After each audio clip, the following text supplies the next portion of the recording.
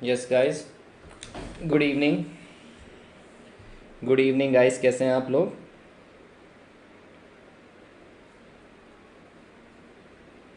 फटाफट चारों तरफ डाल दीजिए, ग्रुप्स में डाल दीजिए। अब बताने की ज़रूरत नहीं पड़ती आप लोगों को।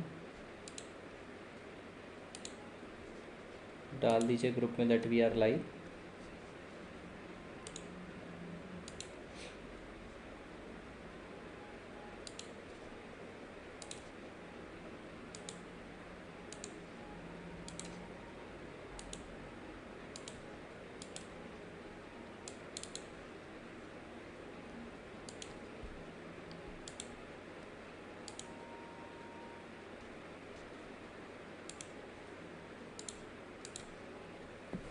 ओके।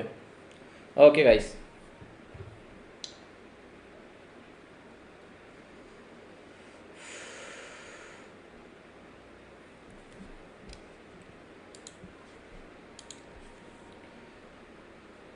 To crack UPSC, नहीं करना भाई यूपीएससी क्रैक।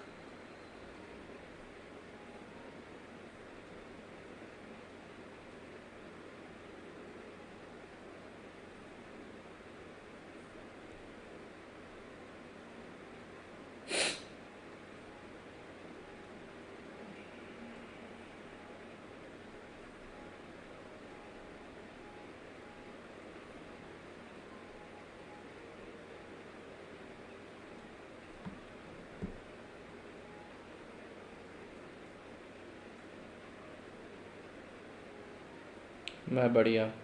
आप सुनाइए। आप सभी बढ़िया ही होंगे। तो ये बैकग्राउंड सजेस्ट किया है, ये बैकग्राउंड दिया है प्रणय ने, और मुझे पसंद आया क्योंकि मैच कर रहा है। ये कलर, ये कलर, ये कलर, ये वाला कलर मैच कर गया। तो अच्छा लग रहा है आज बैकग्राउंड। ठीक है भैया, तबीयत तो ठीक है सर। पूना में रेनफॉल हो रही? हाँ जी, नमस्ते। और रेनफॉल के चलते हुए ये भी उन्होंने, वोडाफोन आइडिया का नेटवर्क ही चला गया। जस्ट मैंने अभी आपसे बात करा और जस्ट अभी नेटवर्क आया, सुबह से नहीं था, अब आया। कृपया बच्चों खोल लिया, बहुत बढ़िया। 100 लोग होते से मैं क्लासेस चालू कर दूंगा, ट्रेडिंग अकाउंट। सुदेश कैसा है? नहीं सर, आज ब्लेज़र नहीं है, ये कोट है, नॉर्मल ब्लेज़र नहीं है, normal. Thank you Abhishek. Sir आज बहुत मस्त लग रहा है। Thank you, thank you. Disha Sharma, चलिए जी, thank you so much, thank you so much for your wishes. ठीक है, आज ये चैप्टर मुझे कंप्लीट करना है। तो बेटा, अगर देखिए आज कौन सा दिन है, आज है थर्सडे। सर आप टाइमिंग कब चेंज करोगे? इस टाइम पे नहीं है पॉसिबल लेना। हर्षिता, मैं बता रहा हूँ, वही बता रहा था कि कितने लेक्चर्स और लगने वाले हैं। आज से मैं थोड़ा कम बात करने वाला हूँ, बात क्लास के एंड में करा करूँगा। बहुत सिंपल है, कितने लेक्चर लगने वाले मैं आपको बता देता हूँ। मोस्ट प्रोबेबली आज कौन सा दिन है? थर्सडे, फ्राइडे, सैटरडे, मंडे को हमारा चैप्टर 6 चैप्टर हो जाएंगे हमारे। मंडे को 6 चैप्टर हो जाएंगे। 2 दिन लगेंगे आपको मार्केट के लिए, और 2 दिन मान लो 4 और 3 7 लेक्चर, यानी एक हफ्ता आपके लिए ये टाइम है। एक हफ्ते बाद आफ्टरनून में, सब आफ्टरनून में शिफ्ट हो जाएगा। मेरे लिए भी हेक्टिक होता है, सब कुछ आफ्टरनून में शिफ्ट कर दूंगा बेटा, आप टेंशन ना लीजिए। जैसे ये चैप्टर कंप्लीट होगा उसके अगले दिन आपकी टेस्ट रहेगी चैप्टर 5 6 के ऊपर। और जैसे ही चैप्टर 4 आज कंप्लीट हो जाएगा बीसीके का, 4 और 5 हो गया, उस पर भी टेस्ट रहेगी। 6 टेस्ट है बेटा, लूट लो, जितना इनाम लूट सकते हो। मैं बुक्स के अंदर भी गिव अवे करने वाला हूँ। We should go for test series. Yes, अब आपको टेस्ट सीरीज़ पर जाना चाहिए। टेस्ट सीरीज़ का मैं कुछ जुगाड़ करता, प्रबंध करता हूँ मैं। ठीक है, अब तो समय आ चुका है, अब मैं प्रबंध करता हूँ। मैं क्या करता हूँ, ध्यान से सुनिएगा, ध्यान से सुनिएगा। मैं क्या करता हूँ, मैं किसी की पेड टेस्ट सीरीज़ लेता हूँ, आई विल बाई इट, जिसकी अच्छी है, and I will give it to you for free. सबको फ्री में दे दूँगा। क्यों ऐसा करूँगा मैं? क्योंकि मैं क्वेश्चन ड्राफ्ट करूँ, ऐसा नहीं है कि नहीं कर सकता, पर मेरा जजमेंट इन्वॉल्व रहता है, तो मैं जजमेंट नहीं लाना चाहता अपने। I don't want to bring my judgement in drafting the paper.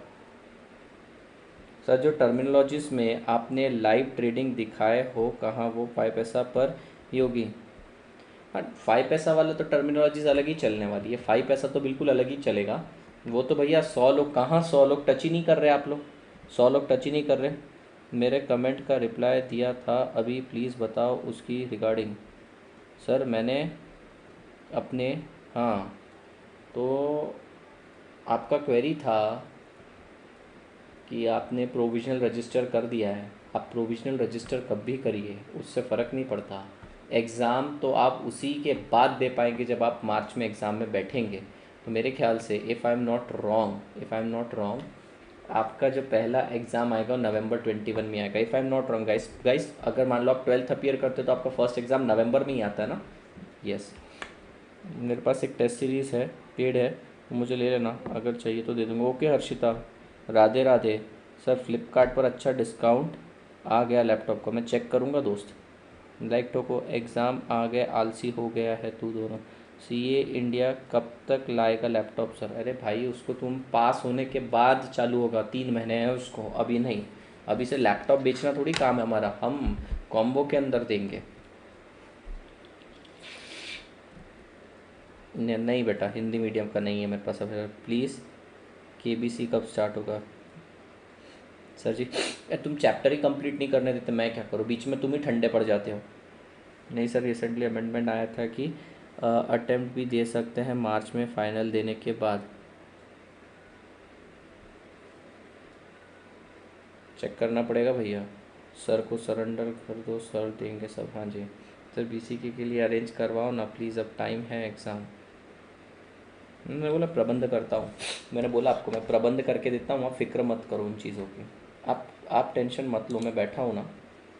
जो चीज़ मैं स्टार्टिंग से ही मना कर देता हूँ वो देता नहीं हूँ, और जो चीज़ के मैंने वादा कर दिया तो मैं दे देता हूँ। मैंने बोल दिया प्रबंध हो जाएगा, मतलब प्रबंध हो जाएगा, बस तुम आरंभ प्रचंड करो। हाँ सर, स्टडी नहीं हो रही तो भैया तुम्हें सीए बनना है तो स्टडी हो जानी चाहिए, सीए नहीं बनना है तो सीए स्टडी नहीं होगी।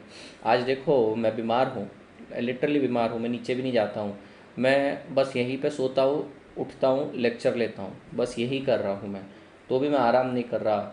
मेरे को तो भैया ये तो फ्री में पढ़ा रहा हूँ, मेरा तो इतना बेनिफिट भी नहीं, मुझे तो सब आता है, मैं क्यों कर रहा हूँ ये चीज़? कुछ तो मोटिवेशन है मेरे अंदर, तुम तुम्हारी लाइफ में मोटिवेशन ढूंढो, क्यों पढ़ाई नहीं हो रही? तुमको नहीं बनना है सीए? सर मेरा अटेम्प्ट ही बनेगा, मैंने आईसीआई को मेल करके पूछा, तो बहुत बढ़िया बेटा, मेरा अटेम्प्ट ही अगर आपका बनने वाला है तो बहुत बढ़िया। डिफ़िकल्ट हो सकते पेपर बिकॉज ऑफ पोस्टपोनमेंट्स। आईसीआई के पेपर इजी कब रहे हैं बेटा? पेपर इजी रहे कब हैं? तुम क्या सोच रहे हो, पेपर कभी इजी थे? पेपर कभी इजी नहीं आते, वो हमेशा ही डिफ़िकल्ट रहते हैं। बनना है सर, बस सही बात है। टाइम टेबल तुम बनाओ बेटा, तुम्हें टाइम टेबल चाहिए क्या जेन्युइनली मुझसे? जेन्युइनली मुझसे टाइम टेबल चाहिए क्या? तुम चाहते हो कि मैं टाइम टेबल बना के दूँ? दवाई नहीं, सिर्फ नॉर्मल सर्दी है, सर्दी 6 दिन जाती नहीं है, सर्दी 6 दिन जाती नहीं, आराम करने से कुछ होता नहीं। थैंक यू प्रेक्षा। मेरा मोटिवेशन 1 लाख कमाना है। सर आप पैन कार्ड अप्लाई कर दिया है? चल बढ़िया, एकदम ललन टॉप। चलिए सर ठीक है, मैं आपको शेड्यूल बना के दे देता हूँ। I need to talk to one expert and that expert is none other than Rohan Nimbalkar sir and Bunny Kohli sir. You might be surprised to know that Bunny Kohli sir is teaching since last more than 12 years I can say. मैंने 15 सुना है, but I am confident that more than 12 years हो गए उनको पढ़ाते पढ़ाते, तो वो बड़े एक्सपर्ट हैं उसमें। और रोहन निम्बालकर सर, ये दोनों बड़े एक्सपर्ट हैं, इनसे बात करके आपको शेड्यूल मिल जाएगा, मेरी तरफ से शेड्यूल आ जाएगा, बस उसको आग की तरह फैलाना है। भैया पूना के अंदर ऐसी विचित्र परिस्थिति हो गई कि लाइट सी नहीं आ रही कुछ एरिया में। पूना में मैं तो थोड़े एक अलग एरिया में रहता हूँ, यहाँ लाइट आती है, उनके यहाँ लाइट ही नहीं आ रही है, लाइट ही नहीं आ रही, वो बेहद परेशान है। सर सर एलिग्राम में या आई मोंटूस खोलो, पता नहीं क्या बोल रहा है। टाइम टेबल बना दूंगा। अब मैं कमेंट नहीं देख पा रहा, मैं कमेंट नहीं देख पा रहा, हमारा टाइम वेस्ट हो जाता है। आपको पता है मैंने फास्ट ट्रैक बैच स्टार्ट करी, यहाँ पे रिविजन कोर्स स्टार्ट किया अन अकेडमी पर, 9 तारीख को स्टार्ट किया संडे को, और वो तुमसे आगे निकल गए। मैं ही पढ़ा रहा हूँ, सेम सेम नोट सेम सब कुछ मैं पढ़ा रहा हूँ, वो बहुत आगे निकल गए, वो एक्चुअली बहुत आगे निकल गए। उनका चैप्टर नंबर 4 भी कंप्लीट हो गया, अपन वहीं पे अटके हुए हैं। 4 अभी आज होगा अपना कंप्लीट, उनका सुबह हो भी गया। अपन कब से स्टार्ट कर, अपन बातें बहुत करते, काम कम कर रहे ना। हाँ मैं स्टार्ट ही कर रहा हूँ, बस वही मैं आपको बता रहा हूँ कि अभी थोड़ी बातें कम, काम ज़्यादा हूँ मैं आप लोगों के साथ, टेंशन मत लो। एमटीपी सॉल्व किया इको का, सिर्फ 20 क्वेश्चन ही सही हुआ, बहुत गलत बात है। तेरे को मेरे साथ बैठ के तुम एमसीक्यू सॉल्व करो सबसे पहले, तो सबसे पहले मेरे साथ एमसीक्यू सॉल्व करने बैठो। और भैया क्या है ये, तुम प्रबंध करो, बुलाओ 200, आज 200 टच चाहिए मेरे को। अगर 200 टच नहीं होते तो कोई टाइम टेबल भी नहीं मिलने वाला, 200 टच चाहिए तो टाइम टेबल आएगा। 200 टच करवाओ अभी, तो ही टाइम टेबल आना है। ऐसा थोड़ी चलता है। Okay, so guys, yesterday we started with the second part of this particular wonderful chapter, production function. तो प्रोडक्शन फंक्शन के अंदर अपन ने शॉर्ट रन देख लिया. Again to revise it, short run is not related to time period, it is not related to 1 year 2 year, it is basically how you treat the fixed factor of production. If you have some fixed factor of production, that means you are operating in short run. And when you are able to treat all the factors of production as variable factor of production, that means you are operating in long run. फिर हमने एक graph देखा था sir, एक अद्भुत सा graph था, हमने ये वाला ग्राफ देखा था जी, ये वाला हमने ग्राफ देखा था, इसको मस्त तरीके से प्लॉट किया था. लेट्स रिकैप दिस, और अभी अपना 10 मिनट इसी के अराउंड डिस्कशन होने वाला है. First of all, total product increases at increasing rate, गाड़ी जोर से बढ़ती है यहाँ तक, फिर उसके बाद increases but at decreasing rate and then declines. तो यहाँ पर तो भैया नेगेटिव रिटर्न आ रही है, इसलिए इसको स्टेज ऑफ नेगेटिव रिटर्न्स बोलते हैं. Then average product increases reach to its maximum then start decline, पर सर वो नेगेटिव नहीं हो सकता. Then marginal product first increases और रेट भी फास्ट रहता है, उसके बाद गिर भी जाता है. When marginal product is zero, total product is maximum. जब मार्जिनल प्रोडक्ट जीरो रहता है, टोटल प्रोडक्ट मैक्सिमम रहता है, उसके बाद से नेगेटिव स्टेज चालू हो जाते हैं. क्यों? क्योंकि यहाँ पे ज़्यादा इनपुट डालने पर भी तुम्हें नेगेटिव आउटपुट आ रहा है. तो भैया नेगेटिव आउटपुट यानी आउटपुट गिर रहा है, तो तुम्हें यहाँ पर नहीं आना चाहिए. स्टेज 3. अब कुछ बच्चे बोलते हैं स्टेज 1 में ऑपरेट करो जहाँ गाड़ी तेजी से चल रही है. अरे माना गाड़ी तेरी तेजी से चल रही है, पर स्टेज 2 तक गाड़ी आगे तो बढ़ रही है ना, तो as long as your total product is increasing, अपने को ऑपरेट करना है. So that is basically stage 2. We are going to operate in stage 2. ठीक है, stage 2 is called as stage of diminishing return, इसलिए इसको law of diminishing marginal return भी बोला जाता है, लॉ ऑफ डिमिनिशिंग प्रोडक्शन भी बोला जाता है. अब बात करते हैं स्टेज 2 कहाँ से शुरू होता है. जब एपी और एमपी इंटरसेक्ट करते हैं, MP curve cuts AP curve from above, और वहाँ से स्टेज 2 चालू हो जाता है. स्टेज 2 खत्म होता है जहाँ पे रिटर्न्स नेगेटिव होना चालू हो जाते हैं. बात समझ में, ये अपन ने पढ़ा था. Now last one is point of inflection. Point of inflection is that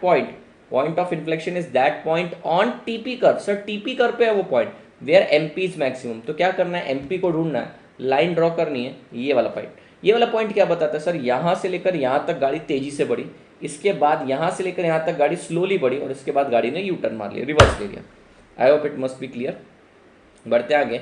अब अगर आपके जहन में ये पिक्चर बैठ गई होगी तो मैं जो पढ़ने वाला हूँ आपको समझ में आएगा. AP and MP both increases. Sir दोनों इंक्रीज हो रहे हैं. कहाँ पर सर? यहाँ पर चेक करिए, AP और MP दोनों इंक्रीज हो रहे हैं. मैं मेरा डायग्राम ओपन करता हूँ, वहाँ से अच्छे समझ में आएगा. Let me bring the book.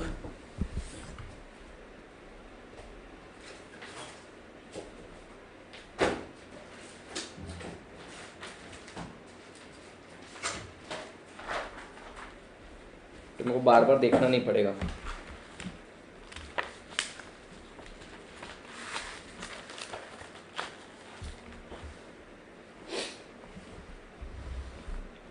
आगे हाँ, MP and AP both increases. Sir देखो, MP ब्लू लाइन और AP green line both increases. Sir जब दोनों इंक्रीज होते हैं, MP is greater then AP. Sir देखो ना, यहाँ पर तुम कोई भी पॉइंट तक देखो, यहाँ पे MP is greater then AP, वो उसके ऊपर है. TP also increases. देखो TP तो सबसे ऊपर है सर, TP भी इंक्रीज हो रहा है. इसका मतलब क्या है सर, जब AP बढ़ रहा है तब MP भी बढ़ता है, TP भी बढ़ता है. अच्छा, AP जब बढ़ रहा है, देखो यहां से यहां तक, ये वाले पॉइंट से लेकर ये वाले पॉइंट तक AP तो बढ़ ही रहा है, पर MP ने गिरना चालू कर दिया. सर MP उतावला है. सर MP उतावला है, इसका मतलब क्या सर, जब AP बढ़ रहा है तब MP बढ़ भी सकता है, गिर भी सकता है. लेकिन जब AP गिर रहा है तो MP डेफिनेटली गिरता है. बहुत अच्छी कंक्लूजन्स बता रहा हूं, आएंगे तुम्हें क्वेश्चन. सर जब AP बढ़ रहा है तब MP बढ़ भी रहा है और गिर भी रहा है, लेकिन जब AP ग्रीन लाइन गिर रही है तब MP भी देखो गिर ही रहा है. आगे सर, AP और MP इक्वल कब हो जाते हैं? AP is equals to MP. ये कब होता है sir? MP curve cuts AP from above. Sir ये उसको ऊपर से डसता है उसके मैक्सिमम पे, यानी कि जब इन दोनों का मिलन होता है, सर इन दोनों का मिलन होता है तब AP मैक्सिमम पे रहता है. सर AP जब अपने मैक्सिमम पे रहता है तब MP उसको ऊपर से कट करता है. और सर जब MP मैक्सिमम रहता है, पॉइंट ऑफ इन्फ्लेक्शन आता है. वापस से सुनिएगा, मैं रिपीट नहीं करने वाला हूँ. जितनी बार बोल रहा हूँ उतनी बार कम है, और जितनी बार बोल रहा हूँ उतनी बार ज़्यादा भी है. AP इंक्रीज हो रहा है यहाँ से यहाँ तक, जब यहां से यहां तक का ट्रेंड फॉलो कर रहा हो तो एमपी इंक्रीज भी हो रहा है, एमपी डिक्रीज भी हो रहा है, एपी डिक्रीज हो रहा है, एमपी डिक्रीज भी हो रहा है। यहां तक तो सर पूरा का पूरा सेंस से क्लियर है। जब एमपी कर्व एपी को कट करता है तब एपी अपने मैक्सिमम पे रहता है और MP curve cut AP from above at its maximum. ये एपी का मैक्सिमम, एमपी का मैक्सिमम नहीं, एमपी का मैक्सिमम तो यहाँ पर। आगे सर ये कहाँ से पढ़ रहे हो सर आप? ये मैं यहाँ से पढ़ रहा हूँ, ये मैं यहाँ से पढ़ रहा हूँ, ठीक है। एनालिसिस पढ़ रहे हैं अपन। जो मैं बोल रहा हूँ क्या वो दिख रहा है यहाँ पे? आपको चेक करना है। MP and AP both decrease है सर, बोथ डिक्रीज हो रहा है सर। कहाँ से? यहाँ से एमपी एंड एपी सर, ये रहा एमपी और ये रहा AP, both decreases. MP is less than AP. अरे दिख क्या रहा है? देखो एमपी नीचे है एपी के। सो व्हेन बोथ डिक्रीजेस, बेटा ध्यान देना, जब एपी बढ़ता है तब एमपी हमेशा उसके ऊपर है, जब एपी गिरता है तो एमपी हमेशा उसके नीचे। कैसे याद रखोगे सर? उतावला है वो, एपी को मैक्सिमम पे कट करता है। When AP increases MP increases and it remains higher, वो एपी से ज्यादा रहता है, फिर वहां से गिरना चालू हो जाता है। अब उसके बाद जब एपी गिर रहा है तब एमपी भी गिर रहा है, पर देखो एमपी नीचे है, so MP is less than AP. और यहां पर क्या हो रहा था सर? ये पॉइंट से पहले MP is greater than AP, MP is less than AP, और यहां पर MP is equals to AP. AP is greater than MP sir, AP is greater than MP, ये वाले पॉइंट की बात कर रहे हैं। यहां से यहां तक टीपी डिक्रीजेस सर, यहाँ पे देखो टीपी डिक्रीज हो रहा है यहाँ पे सर। जब टीपी डिक्रीज हो रहा है तो क्या हो रहा है? टीपी यहाँ से डिक्रीज हो रहा है। जब टीपी डिक्रीज हो रहा है AP is greater than MP. समझ में आ रहा है क्या sir? When TP is declining AP is greater than MP, उसके ऊपर है। बहुत अच्छे समझ में आ जाता है अगर ग्राफ तो तुम दिमाग में रख लो तो, फिट कर लो तो। आई होप इट इज क्लियर। पढ़ते हैं सर। अब तुम्हारे सामने ग्राफ ओपन करो, देखो समझ में आ रहा है। AP and MP both increases. बेटा जब एपी एमपी दोनों इंक्रीज हो रहे हैं, तो जब MP is greater than AP, जब एपी और एमपी दोनों बढ़ रहे हैं सर, कब तक बढ़ रहे हैं? वो अपने मिलन तक, इंटरसेक्शन तक, तब तक हमेशा एमपी बड़ा रहता है। इंटरसेक्शन पर इक्वल, इंटरसेक्शन के बाद एमपी छोटा होता है, एपी बड़ा रहता है comparatively. AP is equals to MP, AP के मैक्सिमम पे। MP and AP both decreases, जब दोनों गिरते हैं तब एमपी जोर से गिरता है। MP is less than AP, TP increases. और लास्ट में टोटल प्रोडक्ट जब डिक्रीज होता है तब भी एमपी गिरता है, एपी उसके ऊपर रहता है। ये तुम्हारे सामने ग्राफ है। आइए सर अलग अलग तरीके से रिलेशनशिप पढ़ने की कोशिश करते हैं, टीपी और एमपी का रिलेशन पढ़ने की कोशिश करते हैं। When TP is increasing at increasing rate MP shows increasing trend. एक बात बताना मुझे सर, टीपी कब तक जोर से बढ़ रहा है? मैं वो गाड़ी बनाऊं कल वाली अपनी,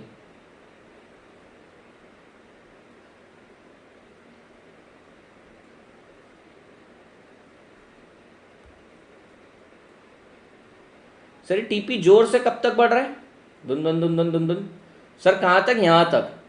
सर आप नोटिस करिए कुछ, जब तक टीपी जोर से बढ़ रहा है तब तक एमपी इंक्रीज हो रहा है। जैसे ही एमपी ने गिरना चालू कर दिया, टीपी हल्लू हल्लू हल्लू हल्लू हल्लू आगे बढ़ रहा है। ध्यान दीजिए, आप बहुत अच्छी कंक्लूजन ड्रॉ कर रहा हूं सर। टीपी इंक्रीजिंग रेट से कब तक बढ़ रहा है सर? यहां तक। ये वाला पॉइंट कौन सा है? पॉइंट ऑफ इन्फ्लेक्शन तक। पॉइंट ऑफ इन्फ्लेक्शन पे एमपी मैक्सिमम, इसके बाद एमपी गिरना चालू। जैसे ही एमपी गिरना चालू हो जाता है टीपी बढ़ता है, लेकिन धीमे धीमे धीमे धीमे धीमे धीमे धीमे धीमे धीरे धीरे सर। अरे समझ में आया करे? वो गाड़ी वहां पहुंच गई अपनी। तो पॉइंट ऑफ इन्फ्लेक्शन तक टीपी जोर से बढ़ता है क्योंकि एमपी बढ़ता है। पॉइंट ऑफ इन्फ्लेक्शन के बाद ऐसा क्या होता है सर? एमपी गिरना चालू हो जाता है, इसलिए टीपी हल्लू हल्लू बढ़ता है आगे sir. When TP increases at increasing rate sir, जोर से कब तक बढ़ता है? पॉइंट ऑफ इन्फ्लेक्शन तक। पॉइंट ऑफ इन्फ्लेक्शन पे एमपी मैक्सिमम, उसके बाद एमपी गिरना चालू हो जाता है। MP shows increasing trend. When TP increases at diminishing rate sir, TP हल्लू हल्लू बढ़ रहा है सर। कहां से कहां तक सर? ये पॉइंट ऑफ इन्फ्लेक्शन से स्टेज 2 के एंड तक। हम यहां से यहां तक की बात कर रहे हैं सर, यहां से यहां तक की बात कर रहे हैं। क्या तुम देख सकते हो यहां से यहां तक की बात, पॉइंट ऑफ इन्फ्लेक्शन से स्टेज 2 तक टीपी के बाद एमपी का क्या हाल होता है सर? वो मैक्सिमम से 0 पर पहुंच रहा है सर। बहुत अच्छी कंक्लूजन है। जब टीपी जोर से बढ़ता है एमपी इंक्रीज है, टीपी फिर हल्लू हल्लू कहां से बढ़ता है सर, पॉइंट ऑफ इन्फ्लेक्शन से स्टेज 2 के एंड तक वो धीरे धीरे बढ़ता है। पॉइंट ऑफ इन्फ्लेक्शन से स्टेज 2 के एंड तक आप एमपी की हालत देखो क्या हो रही है सर, वो मैक्सिमम से 0 पर आ रहा है। आगे when TP is maximum MP is 0, हाँ सर, तू मैक्सिमम मैं 0। when TP डिक्रीजेस, आपको ये पता है जब मैं गिरेगा तेरे को भी लेके गिरेगा। तो ये सारी कंक्लूजन्स मैंने क्लियर करी, ठीक है। आपको कुछ याद रखने की जरूरत नहीं, सिर्फ ग्राफ देखो ना। Relationship between average product and marginal product, ये खतरनाक है। when AP rises MP is greater then AP, मैं आपको बता चुका हूं। AP राइजेस, सर AP कहां से कहां तक बढ़ रहा है सर, AP यहां से यहां तक बढ़ रहा है सर, AP यहां से यहां तक बढ़ रहा है। और आप देखना यहां से लेकर यहां तक कभी भी AP कम है MP ज्यादा है, चाहे वो गिर के बढ़ के गिर भी रहा है तो भी it is above AP। So when AP is rising, ध्यान से सुनना बेटा, when AP is rising MP is more, when AP is falling MP is less. At maximum of AP TP is equal sorry AP is equals to MP।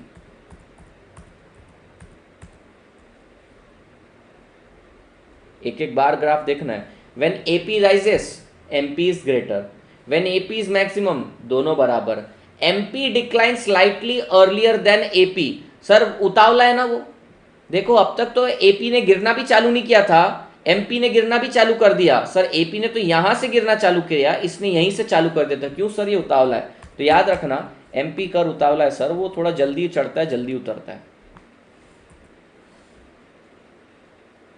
ठीक है। MP curve cuts AP from above at its maximum.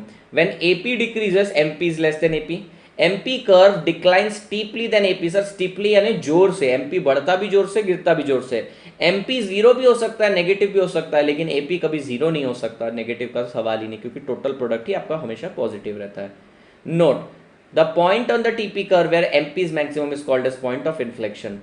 अब आपको कोई doubt है तो आप मुझसे पूछ सकते हैं। अब ये क्यों होता है पहले मैं ये समझा दूं, ऐसा क्यों होता है पहले हम ये वाला पार्ट समझेंगे, फिर मैं next law of return to scale, आज कंप्लीट करने का टारगेट है मेरा, law of return to scale और ये पूरा चैप्टर। वहां पे जाने से पहले मैं ये कंप्लीट करवा देता हूं और फिर आपकी डाउट लेता हूं। आइए जी, लॉ ऑफ वेरिएबल प्रपोर्शन में सिंसेरिटी खत्म हो रही है स्टूडेंट्स की धीरे धीरे। जहाँ जैसे एग्ज़ाम नज़दीक आ रही थी 200-250 बच्चे लाइव होते थे, अभी बहुत कम हो जाते हैं। खैर मेरा क्या है,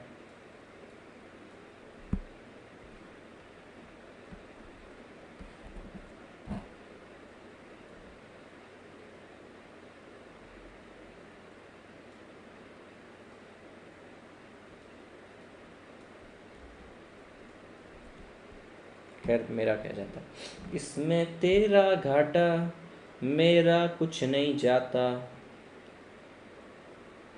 ज़्यादा टाइम मिल जाता तो मैं पढ़ नहीं पाता। यही हो रहा है तुम्हारे साथ। ये सर अब समझने की कोशिश करते हैं कि स्टेज 1 के अंदर ऐसा क्यों हो रहा है, स्टेज 2 में ऐसा क्यों हो रहा है, स्टेज 3 में नेगेटिव रिटर्न क्यों हो रहा है। अब आपको अपना कल वाला रेस्टोरेंट, क्या नाम था अपने रेस्टोरेंट का, जो भी नाम था, आदित्य शर्मा होटल जो भी था, वो याद करना पड़ेगा। चलिए जी एक बार देखते हैं वो होटल जिंदा है क्या कि बेच दिया अपन ने। अरे है सर, है। सर जन्नत होटल था अपना, ये देखो जन्नत। ये लड़की अभी भी देखो यार लटकी हुई है, इसको तो आग में डाला हुआ, इसको निकाल देंगे अपन, कल निकालेंगे आज नहीं। सर अब देखना है स्टेज 1 स्टेज 2 स्टेज 3 क्यों ऑपरेट होता है, बिल्कुल वो होटल का एग्जाम्पल ध्यान में। आइए sir, law of variable proportion, इसको क्या बोलते हैं, लॉ ऑफ वेरिएबल प्रपोर्शन। मैंने आपको बताया था इसको लॉ ऑफ वेरिएबल प्रपोर्शन क्यों बोलते हैं। लॉ ऑफ प्रपोर्शनैलिटी वही, लॉ ऑफ डिमिनिशिंग रिटर्न क्यों सर, क्योंकि स्टेज 2 में ऑपरेट करते हो, स्टेज 2 में डिमिनिशिंग रिटर्न आते, नेगेटिव नहीं diminishing. Law of diminishing marginal physical productivity, सारे नाम है इसके।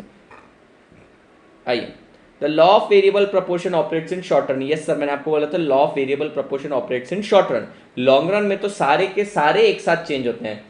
Output is increase by varying the quantity of one input. मैंने आपको यही बोला था कि अगर शॉर्ट रन में है तो अगर आपका आउटपुट इंक्रीज करना है तो वेरिएबल फैक्टर को ही इंक्रीज कर सकते हो, फिक्स फैक्टर को इंक्रीज नहीं कर सकते।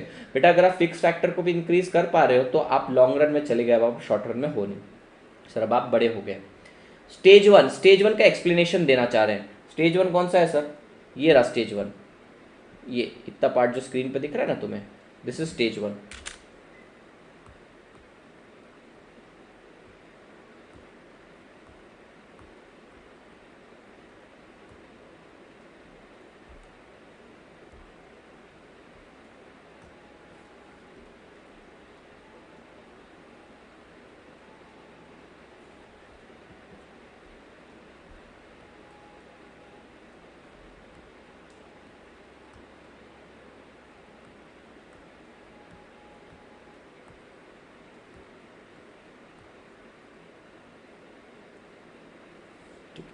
स्टेज 1 की बात कर रहे हैं सर, स्टेज 1 बोले तो ये वाला स्टेज, ठीक है,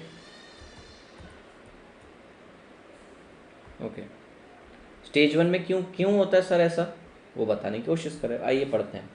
stage 1 full utilisation of fixed indivisible factor. Indivisible बोले थे, हमने अजम्पशन में लिया था कि फैक्टर मोस्ट वाइबल यूनिट्स में है। तो पहला रीज़न सुनो, पहला रीज़न बोल रहा है कि भैया तुम्हारे पास फिक्स्ड एसेट जितने भी है ना, फिक्स कैपेसिटी है ना, स्टेज 1 में तुम उसे अच्छे से यूटिलाइज कर पा रहे हो। तुम्हारे पास ऑलरेडी नए लोगों को बुलाने की कैपेसिटी थी, दिनेश को बुलाने की कैपेसिटी थी, दिनेश के बाद कृणाल को बुलाया, उसको बुलाने की कैपेसिटी थी। इसके लिए मैं एक बहुत बढ़िया एग्जांपल देता हूँ, होटल का एग्जांपल भूल जाओ, जेरोक्स मशीन का एग्जांपल लो। एक बड़ी सी जेरोक्स मशीन है सर, वो जेरोक्स मशीन पे पहले एक बंदा काम कर रहा था, जेरोक्स भी निकाल रहा था, काउंटर पे भी देख रहा था, और स्कैन भी कर रहा था, प्रिंट भी निकाल रहा था, मेल भी भेज रहा था। तो भैया बहुत ज़्यादा तकलीफ हो रही थी, तो 2 लोग आए, तो काम बढ़ गया, ऑपरेटिंग एफिशिएंसी बढ़ गई, स्पेशलाइजेशन बढ़ गया सर। एक बंदा सिर्फ स्कैन निकाल रहा है, एक बंदा सिर्फ मेल भेज रहा है। एक और बंदे को ले आए, तो क्या जेरोक्स मशीन उनको अकोमोडेट कर पा रही थी सर, मतलब वो जेरोक्स मशीन पे 3 लोग 4 लोग 5 लोग काम कर सकते थे, इतना दिख रहा था। तो एक लेवल, जब तक एसेट का फुल यूटिलाइजेशन नहीं होता तब तक तुम कितने भी लोग भरते जाओ। सर एक कार है 4 लोगों की कैपेसिटी तक, 1 भरो 2 भरो 3 भरो 4 भरो सर चलेगा, 5 भरने से तकलीफ होना चालू हो जाएगी। तो पहला फैक्टर देखो, full use of fixed individual factor, यानी फिक्स एसेट को अच्छे से, फिक्स फैक्टर को अच्छे से यूज कर पा रहे थे। Second, efficiency of variable factor, labour properly काम कर पा रहा था। पहले मैं ही सारे काम कर रहा था, 2 कस्टमर सर्व कर रहा था, लेकिन 2 लोग आने के कारण 4 कस्टमर को नहीं सर्व करें, 5 को सर्व करें। क्यों? स्पेशलाइजेशन। अब हमारा हाथ बैठ गया था। No scarcity of variable factor, ये भी एक अजम्पशन है कि मैं जितने चाहे लेबर उतने हायर कर सकता हूँ, मेरे को उनकी भी कमी नहीं है। दिनेश को बुला लो, प्रतीक्षा को बुला लो, हर्षिता को बुला लो, सब आ जाएंगे। Reaching the right combination, sir एक परफेक्ट मैच बन के आ गया, यानी इतने मशीन पे इतने लोग काम कर सकते हैं, परफेक्ट मैच जब तक होगा तब तक चलेगा। सर इसके बाद क्या होने लगेगा? क्राउड होने लगेगा सर, भर भर के लोग आने लगेंगे। तो स्टेज 1 क्लियर होकर 4 चीज़ें याद रखनी है। आप फिक्स्ड फैक्टर का ऑप्टिमम यूटिलाइजेशन कर रहे हैं, एफिशिएंसी बढ़ रही है वेरिएबल फैक्टर की, स्केयरसिटी भी नहीं है वेरिएबल फैक्टर की, और राइट कॉम्बिनेशन अचीव कर रहे हैं।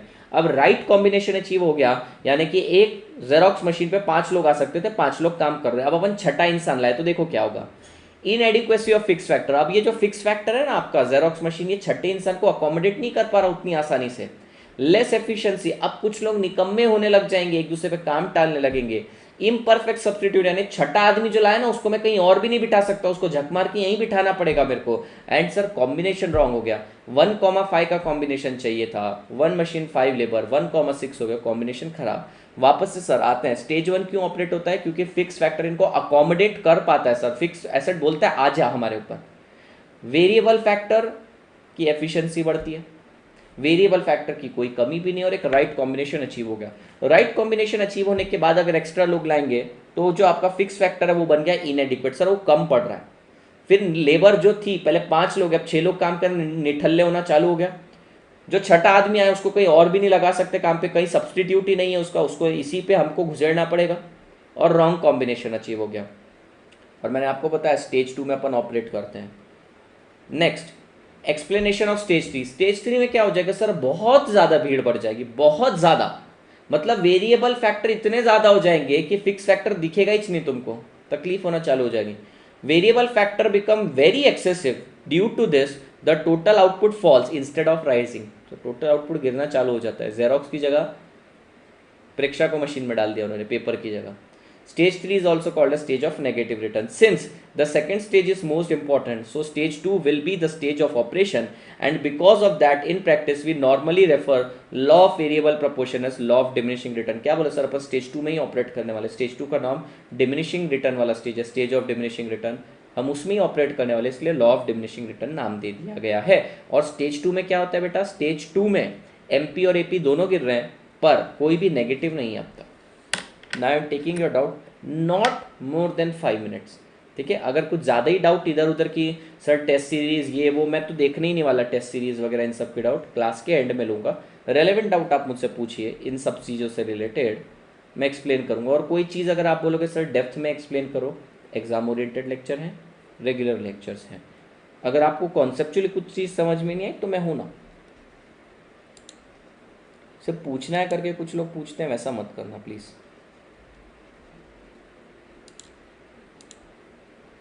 स्लो मो भी ऑन है, 5 मिनट मिलेंगे आपको।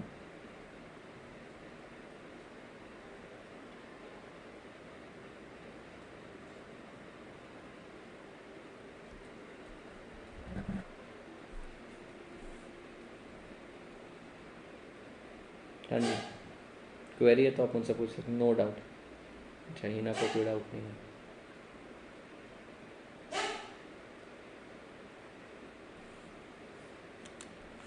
नो डाउट, प्रणय को भी डाउट नहीं है।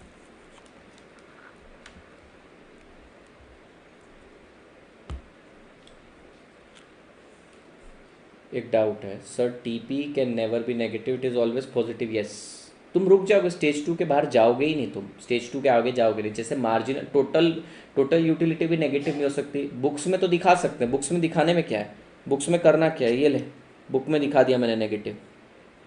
पर रियल लाइफ में तो तुम स्टेज टू पे ही रुक जाओगे ना। सर अगर स्टेज टू में काम करेंगे लेकिन अजम्पशन उल्टे वाले क्यों?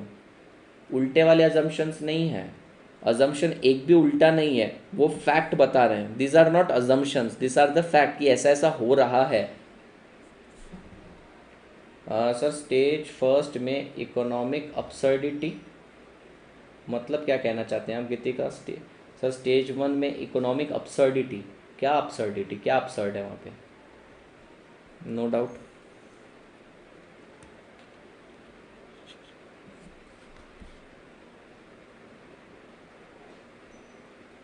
डिमिनिशिंग और डिक्रीजिंग अलग अलग होता है? नहीं, एक ही होता है। डिमिनिशिंग और डिक्रीजिंग एक ही है, नेगेटिव अलग है।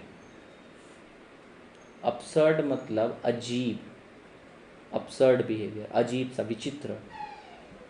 सर इफ़ मेरी MP and AP both decrease हो रही है एंड टीपी भी थर्ड स्टेज में है, बट जो फर्म को ऑपरेटर होता है और फिक्स्ड फैक्टर को बदले दे, तो हम लॉन्ग रन में अब ऑपरेट कर रहे होंगे। अगर आप फिक्स फैक्टर को वेरिएबल की तरह ट्रीट कर पा रहे हो तो आप ऑटोमेटिकली लॉन्ग रन में घुस गए। आप लॉन्ग रन में घुस गए, आपके लिए लॉ ही एप्लीकेबल नहीं है, उसके अजम्पशंस ही आपके काम नहीं आएंगे। सर इसका मतलब प्रोडक्शन से रिलेटेड है, इसमें प्रोडक्ट का बेस्ट एग्जांपल क्या हो? सर इसका टोटली मतलब प्रोडक्ट से रिलेटेड है, इसका प्रोडक्ट का बेस्ट एग्जांपल कोई भी प्रोडक्ट लो बेटा, कोई भी प्रोडक्ट लो, कोई भी प्रोडक्ट लो। कल इतना बड़ा होटल बनाया मैंने तुम्हारे लिए, बिग फोर चाहिए। Thank you Tanishka Mandloi. Sir stage three of economic absurdity and economic nonsense, stage three stage of, वो इकोनॉमिक अपसर्डिटी उसने स्टेज वन बोला।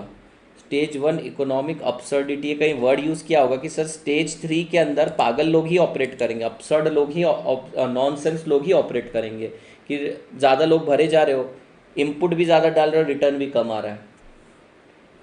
TP is zero, total product is zero in lockdown. जी sir.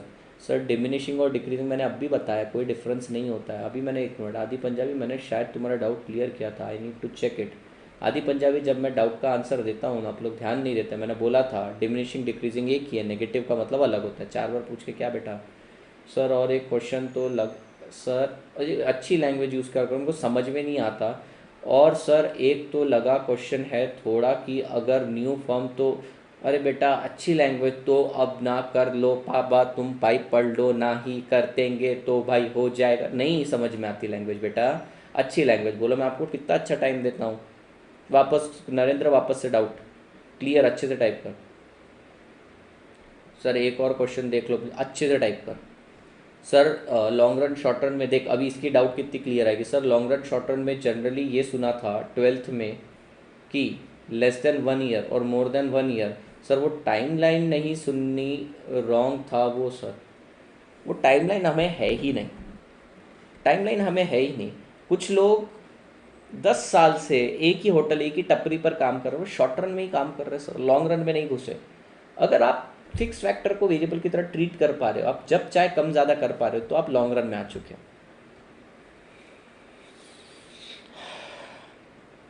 तो it is how you are treating it,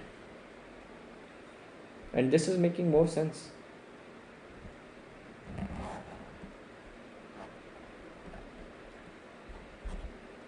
Indian origin women in US throws newborn baby out of the window after giving birth in bathtub, says she was panicked। एक Indian origin की महिला ने अपने घर के bathtub में newborn baby को जन्म देके खिड़की से फेंक दिया, और बाद में उससे पूछा ऐसे क्यों किया, तो बोली मैं पैनिक हो गई थी, मैं घबरा गई थी। अरे ऐसी विचित्र औरत, ऐसी विचित्र औरत। सर अगर कोई न्यू फर्म में है तो वो स्टार्टिंग में स्टेज 1 में ही ऑपरेट करेगा, ऑब्वियसली स्टेज 1 से स्टेज 2 में ही जाएगा हमेशा। सर गाड़ी भी तो ऐसे ही आगे बढ़ती है, स्टेज 1 से 2, 2 से 3, गियर 1 2 3।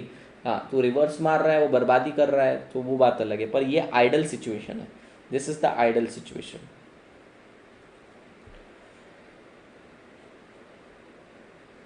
वो short run and long run accounts में एसेट एंड लाइबिलिटी के लिए था, बट इकोनॉमिक्स में यही बताया था जी सर ने अबाउट शॉर्ट रन। हाँ, वो short run long run current asset non current asset बेटा वो टोटली अलग है। थोड़ा वॉल्यूम इंक्रीज कर दीजिए सुर। ओके, सुर ने वॉल्यूम इंक्रीज कर दिया। मार्जिनल कॉस्ट का रिलेशन मार्जिनल प्रोडक्ट से होता है, लेकिन सब्र करो बेटा, सब्र करो। कॉस्ट का चैप्टर जब आएगा तब करूँगा। सर एक्चुअल में कंपनीज थियरी को एनालिसिस से यूज़ होते हैं ना भैया। तू स्टेज 3 में ना चला जाए गलती से, इसलिए तेरे को कहाँ पे रुकना है बताता है। अकाउंट्स नहीं आता मेरे को, बिल्कुल नहीं आता अकाउंट्स, कुछ भी नहीं आता।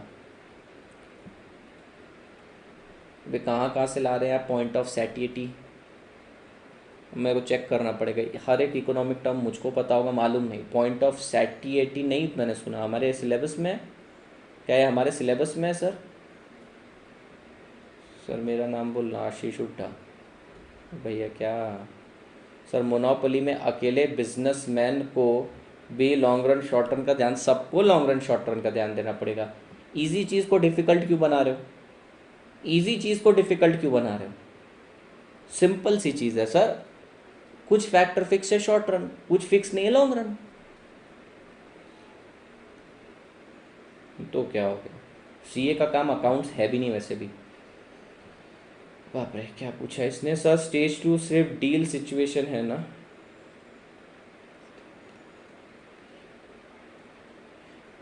हाँ, तो स्टेज 1 से स्टेज 2 में जाओगे ना बेटा प्रणय, स्टेज 1 से स्टेज 2 में जाओगे। सो प्लीज़ टेल सभी न्यूज़ आप कौन से ऐप देखते हो? वो कहाँ से? टाइम्स ऑफ इंडिया डाउनलोड किया था बट नोटिफिकेशन। ठीक है प्रेक्षा। सर आप सीए और अकाउंट्स नहीं आते सर, आज मैंने पाया पैसा। Where TP is maximum at that point it is called as point of satiety. Okay ठीक है, TP maximum point of satiety अपनी बुक में है क्या ये चीज़? बेटा ये अपनी बुक में है क्या? हाँ, वो सेटिस्फैक्शन से है, वो सेटिस्फैक्शन, वो सैटिएटी इज रिलेटेड टू सेटिस्फैक्शन ना। सो वही मैं बोलूँ, यहाँ पे कहाँ है क्या पॉइंट ऑफ सैटिएटी? पार्थ अर्थ मेरा पॉइंट ऑफ सैटिएटी यूटी, हाँ वही ना, सैटिएटी का मतलब ही सेटिस्फैक्शन से। मैं वही बोला, ये हमारे पास है क्या कॉन्सेप्ट जो मुझको मालूम नहीं। Yes sir. Sir point of saturation है सर टीपी मैक्सिमम एमपी 0। वो saturation, satiety is related to satisfaction. अरे वो सीपीटी के कॉन्सेप्ट है सेठ, वो सीपीटी के कॉन्सेप्ट है। हाँ गलत नहीं बताया, मैं घबरा गया कि इसके अंदर है और मुझको मालूम नहीं। मुझको लगा इस चैप्टर में है और मुझको मालूम नहीं है, बताया होगा। Okay, I respect teachers, account नहीं आता, परीक्षा ना हटा, इन शॉर्ट्स एंड इकोनॉमिक के बारे में। चलिए आपको कुछ खासा डाउट्स है नहीं?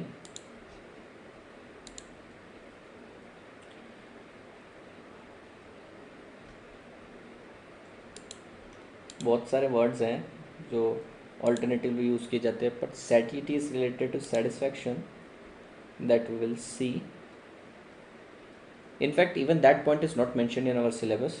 सीपीटी में हुआ करता था, सीपीटी में पीपीसी कर्व भी होता था, वो अपने को सिलेबस में नहीं है। तो काफ़ी टीचर्स पढ़ाते हैं उसको, डजन मीन कि अपने को पढ़ना है। चलिए जी आगे बढ़ते हैं। अब हम जाते हैं भैया law of return to scale. Return to scale long run में ऑपरेट करता है। तो अब बच्चा क्या करता है सर? मिक्स करना चालू कर देता है लॉ। दो ही लॉ दिए, शॉर्ट रन का लॉ और लॉन्ग रन का लॉ, नहीं उसको मिक्स करना है अभी। अब बिल्कुल जिसने मिक्स करने का मुझसे क्वेश्चन पूछा, मैं उसको क्वेश्चन इग्नोर ही करूँगा। स्ट्रेट अवे मैं आपको बोल रहा हूँ कि अगर आपके पास फिक्स फैक्टर ऑफ प्रोडक्शन है तो आप शॉर्ट रन में हैं। अगर आपके पास फिक्स फैक्टर ऑफ प्रोडक्शन नहीं, सभी वेरिएबल है, आप जिसको चाहे बढ़ा सकते हैं, जिसको चाहे कम कर सकते हैं, तो आप शॉर्ट रन में नहीं है, अब आप लॉन्ग रन में आ चुके हैं। तो ये क्वेरी वापस ना आए। लॉन्ग रन के लॉ को law of return to scale बोला जाता है। ठीक है, इसका मीनिंग समझ लेते हैं, फटाफट कंप्लीट भी हो जाएगा। ध्यान दीजिएगा, all factor inputs in the production function can be change. Sir all factor मतलब दो टाइप के फैक्टर होते हैं, वेरिएबल होता है, एक फिक्स्ड होता है। पर ये तो है लॉन्ग रन में तो वेरिएबल होगा नहीं, सॉरी वेरिएबल ही होगा, फिक्स तो होगा नहीं। तो सारे के सारे फैक्टर्स आप एक साथ साइमल्टेनियसली चेंज करते हैं। क्या बोला मैंने बेटा? आप सारे के सारे फैक्टर्स एक साथ साइमल्टेनियसली चेंज करते हो। लॉन्ग रन में करते हैं सर ऐसा, शॉर्ट रन में क्या करते थे? शॉर्ट रन में सर हम सिर्फ वेरिएबल को इंक्रीज करते थे, फिक्स तो फिक्स था। और यहाँ पे तो यहाँ पे फिक्स है ही नहीं, सभी वेरिएबल है, सभी एक साथ इंक्रीज होंगे, सभी एक साथ डिक्रीज होंगे। All factor inputs in the production can be changed. The behavior of output consequent to change in the quantity of all factor input in same proportion. Sir बढ़ेंगे तो सब साथ बढ़ेंगे, गिरेंगे तो सर साथ में गिरेंगे, बढ़ेंगे भी साथ साथ, गिरेंगे भी साथ साथ। सर रिश्ता है, निभाना पड़ेगा। Increasing return to scale, decreasing return to scale and constant return to scales आता है। अब मैं आपको इसको समझाने की कोशिश करूंगा, कोशिश मतलब समझाऊंगा।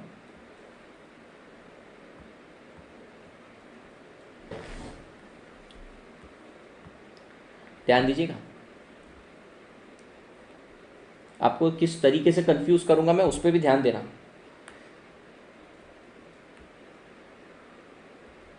सर मैंने 10x प्लस 10y डाला तो मुझे 10z आया, ये मेरी एक आइडियल कंडीशन है।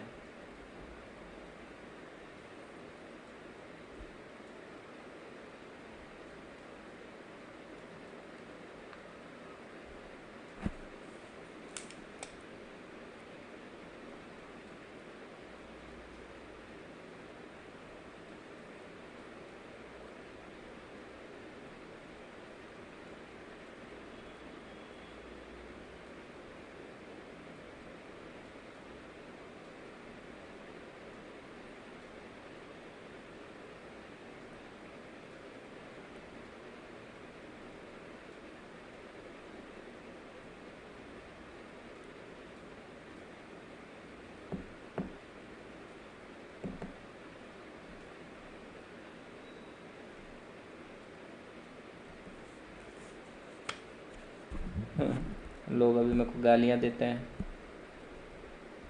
कि भैया ध्यान नहीं, हमने कॉल किया था। अच्छा नहीं सर, जब 10x plus 10y, this is the ideal situation. अब ध्यान से सुनना बेटा, ये इनपुट है, अरे बहुत तगड़ा बता रहा हूं, अभी तुम लटकने वाले हो इसमें, और ये आउटपुट है।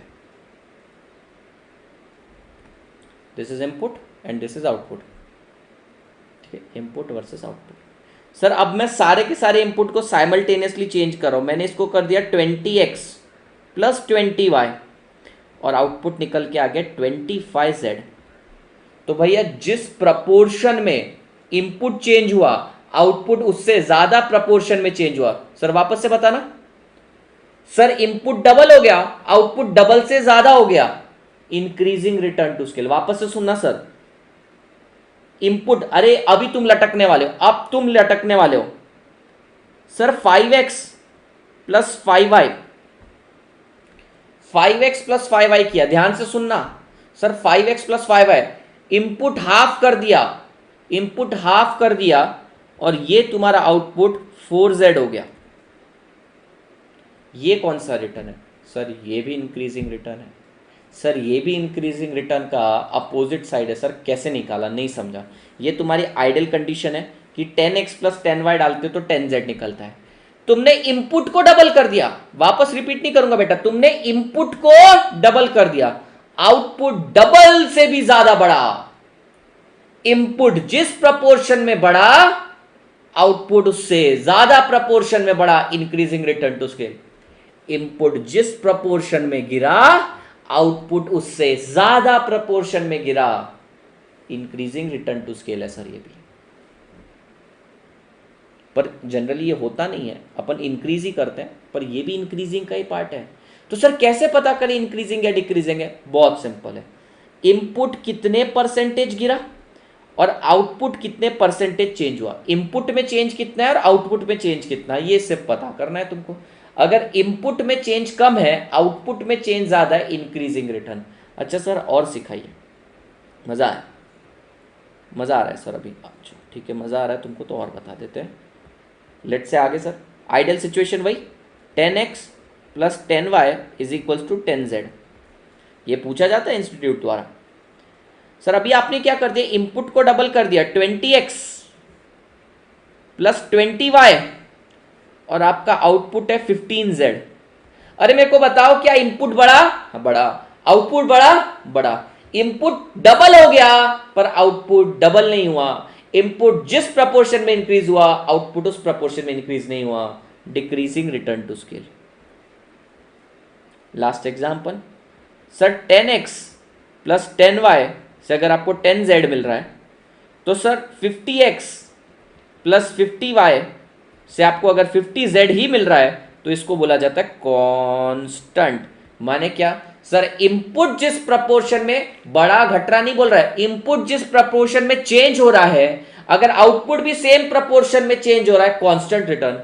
इनपुट जिस प्रपोर्शन में चेंज हो रहा है आउटपुट उससे कम परसेंटेज कम प्रपोर्शन में चेंज हो रहा है, डिक्रीजिंग रिटर्न। इनपुट जिस प्रपोर्शन में चेंज हो रहा है आउटपुट उससे ज्यादा प्रपोर्शन में चेंज हो रहा है, increasing return to scale. Graphically this is your increasing return to scale, this is your constant return to scale and this is your decreasing or diminishing return to scale। अब ये चीज़ को हम single graph में भी ले सकते हैं या फिर मल्टीपल ग्राफ में भी, 3 अलग अलग ग्राफ में भी ले सकते हैं। तो आपको चेक क्या करना है सर, चेक ये नहीं कर रहा है बढ़ रहा है या घट रहा है, ना ना ना ना ना ना ना, गलती कर बैठोगे सर। इंक्रीज हो रहा है डिक्रीज हो रहा है वो चेक नहीं करना सर, आपका इनपुट कितने प्रपोर्शन में चेंज हो रहा है और आउटपुट क्या प्रपोर्शन में चेंज हो रहा है। इनपुट का प्रपोर्शन आउटपुट का प्रपोर्शन कितना चेंज हो रहा है, इसको बोला जाता है law of return to scale. I hope it is clear to you guys, right. Sir यहां पर 10x plus 10y 20x plus 20y किया, यानी मैंने सब इनपुट को साइमल्टेनियसली इंक्रीज किया। आइए सर पढ़ते हैं increasing return to scale. Increasing return to scale means simultaneous increase in all input leads to more than proportionate change in output. Sir input जिस प्रपोर्शन में चेंज किया, सारे के सारे इनपुट को जिस प्रपोर्शन में चेंज किया उससे ज्यादा प्रपोर्शन में आउटपुट चेंज हुआ तो सर इसको बोला जाता है increasing return to scale. Sir आपने इनपुट को 5 गुना किया, आउटपुट भी 5 गुना बढ़ा, मित्रों constant return to scale. Sir ये constant return to scale, increasing return to scale, decreasing return to scale sir long run में आता है या शॉर्ट रन में आता है सर, या लॉन्ग रन का लॉ है, लॉन्ग रन का लॉ। कैसे समझा सर, ऑल फैक्टर, सर सब फैक्टर को चेंज कर पा रहे, ऑल फैक्टर को चेंज करने की औकात आदमी के पास लॉन्ग रन में ही आती है। डिमिनिशिंग रिटर्न में आपने सारे के सारे इनपुट को चेंज किया लेकिन आउटपुट उस प्रपोर्शन में चेंज नहीं हुआ, उससे कम प्रपोर्शन में चेंज हुआ, सर इसको बोला जाता है डिमिनिशिंग रिटर्न। सर ग्राफिकली ये ऐसा आएगा, increasing constant decreasing. I hope it is clear to you guys.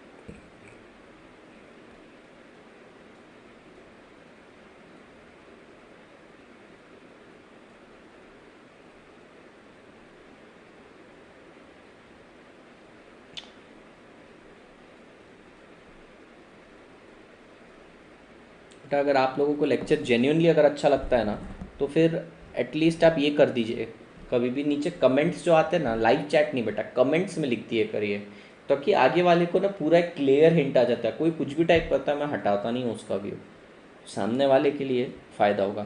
अच्छा सर आपने कभी सोचा क्या ये इंक्रीजिंग रिटर्न क्यों आ रहा है, फिर कांस्टेंट रिटर्न आ रहा है, फिर डिक्रीजिंग रिटर्न आ रहा है, सर ऐसा क्यों हो रहा है कि सर आप इनपुट डालते हो और आउटपुट उससे ज़्यादा निकलता है, इनपुट डालते हो आउटपुट कांस्टेंट निकल रहा है, इनपुट डालते हो आउटपुट गिर रहा है, सर ऐसा क्यों होता है, कभी सोचा? This is because of economies and diseconomies of scale. Sir economies मतलब एडवांटेज, डिस इकोनॉमीज मतलब डिसएडवांटेज।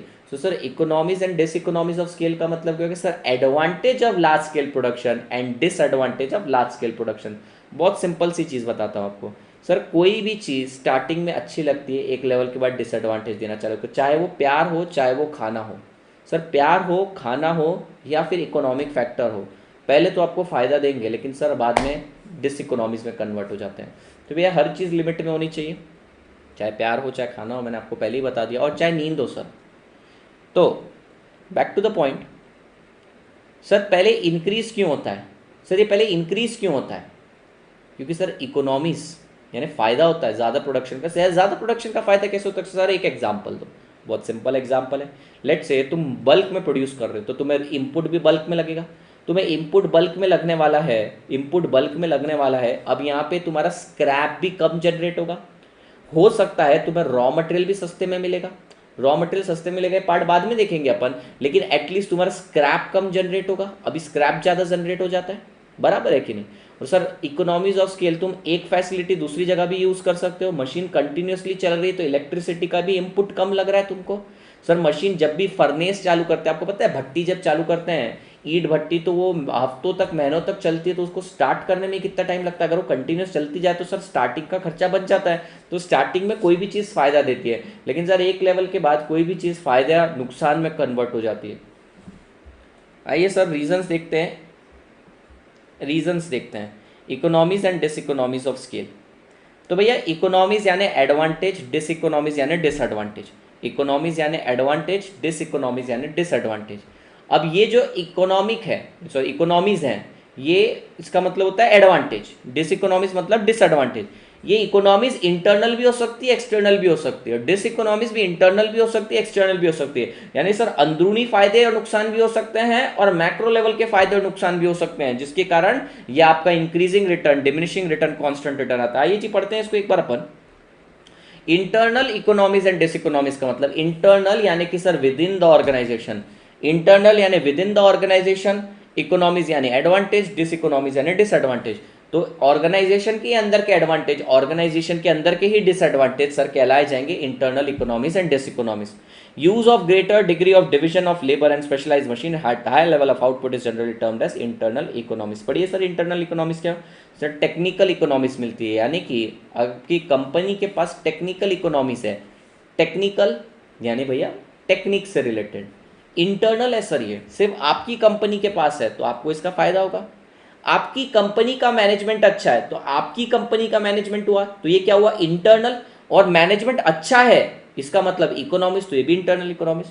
कमर्शियल यानी कि आपको, सिर्फ आपको बल्क प्रोडक्शन करने पर सस्ते में रॉ मटेरियल मिल रहा है, तो रॉ मटेरियल किसको सस्ते में मिल रहा है? आपको, यानी आपकी ऑर्गेनाइजेशन को, तो इंटरनल। और सस्ते में मिल रहा है तो सर एडवांटेज ही हुआ ना। रिस्क बेयरिंग, सर आपकी कंपनी रिस्क लेने को तैयार है सर, उसके कारण भी रिटर्न मिलता है। आप 1992 स्कैम देखिए हर्षद मेहता का, रिस्क छे तो इश्क छे, रिस्क है तो इश्क है। तो सर वो रिस्क लेता है, वो रिस्क लेता है, वो अकेला रिस्क लेता है। इंटरनल रिस्क लेने से अगर फायदा होता है तो इकोनॉमिक्स, पर सर हर्षद मेहता डूबा भी ना, डिस इकोनॉमिक्स में आ गया। और सर फाइनेंशियल, आपकी कंपनी के पास पैसा ज्यादा है, किसको फायदा? आपको फायदा है ना, तो इंटरनल इकोनॉमिक्स। पर सर एक लेवल के बाद all these factors are within the control of an organization, thus are internal factor. This factor initially acts as advantage, after that they become disadvantage. Sir technical, जरूरत से ज्यादा technical चीजें ना market से आपको बाहर कर सकती है। मैनेजमेंट एक लेवल के बाद मांझ जाएगा। कमर्शियल एक लेवल के बाद सप्लायर को पता चल जाएगा इतना बल्क प्रोडक्शन कर रहा है, मेरे ऊपर डिपेंडेंट है, चल प्राइस बढ़ा। रिस्क जरूरत से ज्यादा, सर ज्यादा रिस्क ज्यादा इश्क, ज्यादा रिस्क ज्यादा इश्क, और ज्यादा इश्क भी अच्छा नहीं है सर, डुबा देता है। स्कैम देखिए वो। फाइनेंशियल, एक टाइम के बाद आपको बहुत ज़्यादा कॉस्ट पे करनी पड़ती है डेट की। हर्षद मेहता के केस में उसने वही किया, अपनी जेब से पैसा देता था। मेरे को तो काफ़ी हद तक रिस्पेक्ट हुई उसके लिए, उसके तरीके गलत थे यार, मतलब उसके पास कुबेर का खजाना आ गया था, वो पे करने के लिए सबको रेडी था, पर सर गलत तरीका था वो। दिमाग बहुत था भाई के पास, भाई के पास दिमाग था बहुत। अब एक्सटर्नल की बात करते हैं। एक्सटर्नल मतलब सर फायदा भी हो सकता है, नुकसान भी हो सकता है, पर देखो अकेले को नहीं होगा, सबको होगा। Example, cheaper raw material and capital equipment for entire industry. तो सर ये एडवांटेज है तेरे अकेले के लिए कि नहीं सर? सबके लिए, तो external economics. Technological development for entire industry, तेरे को अकेले को फायदा नहीं सर, पूरी इंडस्ट्री को, external economics. Development of skilled labour, sir मजदूर मिल रहे हैं अपने को स्किल्ड, वो भी सिर्फ अकेले को फायदा नहीं है सर, पूरी इंडस्ट्री को फायदा है। ग्रोथ ऑफ एंसिलरी इंडस्ट्रीज, यानी कि सर छुटकू पुटकू इंडस्ट्री जो हमारी मदद करती है, हम बनाते हैं कार, तो हज़ारों एंसिलरी इंडस्ट्रीज रहती है जो nut bolt wire chassis bonnet ये सारी चीज़ें बनाती है, उनकी डेवलपमेंट सिर्फ तेरे को फायदा नहीं सर, सबको फायदा, पूरी इंडस्ट्री को फायदा। बेटर ट्रांसपोर्टेशन मार्केटिंग, ऑब्वियसली अगर मार्केटिंग और ट्रांसपोर्टेशन इंप्रूव हो रहा है तो तेरे को फायदा है कि सबको है सर, सबको है, फायदा हो रहा है। तो economy, external economy, external diseconomy सुनो। रिस्क ऑफ फैक्टर प्राइस, यानी कि सर लैंड का प्राइस बढ़ गया, लैंड का प्राइस इंक्रीज हो गया, लेबर का प्राइस इंक्रीज हो गया, कैपिटल का प्राइस इंक्रीज हो गया, तो सर इंक्रीज हुआ, सबके लिए हुआ ना, पर इंक्रीज होना नुकसान है ना, हाई कॉस्ट। सर ज़्यादा इंटरेस्ट लग रहा है, ज़्यादा डेट लग रहा है, परसेंटेज बैंक ज़्यादा चार्ज करते हैं, को अकेले को कर रहा है कि नहीं सर सबको कर रहा है, अगर सबको कर रहा है तो एक्सटर्नल। गवर्नमेंट रिस्ट्रिक्शन, क्या तेरे को अकेले को, नहीं सर पूरी इंडस्ट्री को, तो एक्सटर्नल डिस इकोनॉमिक्स। तो हमने ये पार्ट कंप्लीट किया। ये प्रोडक्शन ऑप्टिमाइजेशन सिर्फ 10 मिनट का पार्ट है, मैं देखता हूँ अभी करना है क्या।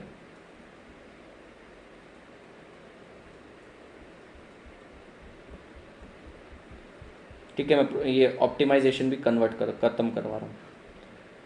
चलिए सर, प्रोडक्शन ऑप्टिमाइजेशन घटिया है, एकदम घटिया है। आपको बजट लाइन याद है सर? आपको बजट लाइन याद है सर? कैसे भूल सकते हैं हम बजट लाइन?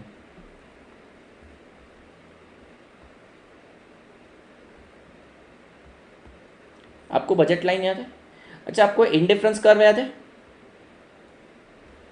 बस वही कॉन्सेप्ट यहाँ पर वापस रिप्रोड्यूस किया गया है। सबसे पहले अपन इंडिफरेंस कर्व लेते हैं।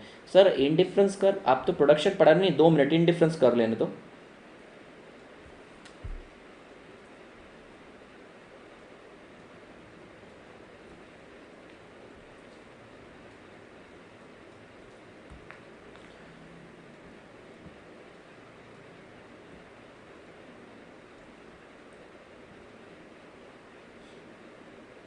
सर इंडिफरेंस कर्व क्या बताता था? इंडिफरेंस कर्व एक ऐसा कर्व था जिसके ऊपर कोई भी कॉम्बिनेशन ले लो, कोई भी पॉइंट ले लो, वो रिप्रेजेंट करता था combination of commodity which gives equal satisfaction.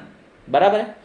फिर अपन ने पढ़ा slope of indifference curve is called as marginal rate of substitution. फिर सर अपन ने पढ़ा बजट लाइन के बारे में। बजट लाइन यानी सर अपनी औकात की लाइन, इसके बियॉन्ड ओवर स्पेंडिंग, इसके अंदर अंडर स्पेंडिंग। ऑप्टिमाइजेशन कब होता था, इक्विलिब्रियम में कब आता था? व्हेन आईसी कर्व का slope of indifference curve that is marginal rate of substitution और बजट लाइन टेंजेंशियली एक दूसरे को कट करते थे। सर सेम चीज जब कंज्यूमर के एंगल से देखता था सेटिस्फैक्शन पढ़ रहा था, अब प्रोड्यूसर के एंगल से देखूंगा प्रोडक्शन पढ़ूंगा। अरे as simple as that sir. सरस 6 एकदम सरस।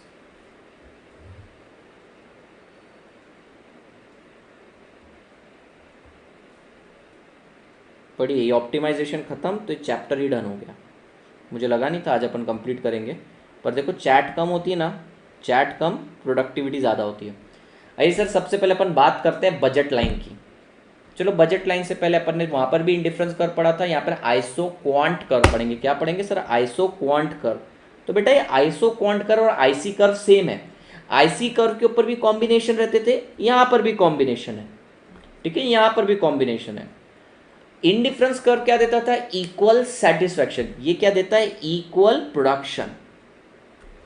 सो isoquant gives equal production. Sir नाम से ही समझ में था, iso means equal and quant means quantity, यानी इक्वल क्वांटिटी आ रही है। यानी कि सर ध्यान दीजिएगा, ये लेट से आपके लिए लेबर है और ये आपके लिए कैपिटल है। तो अगर आप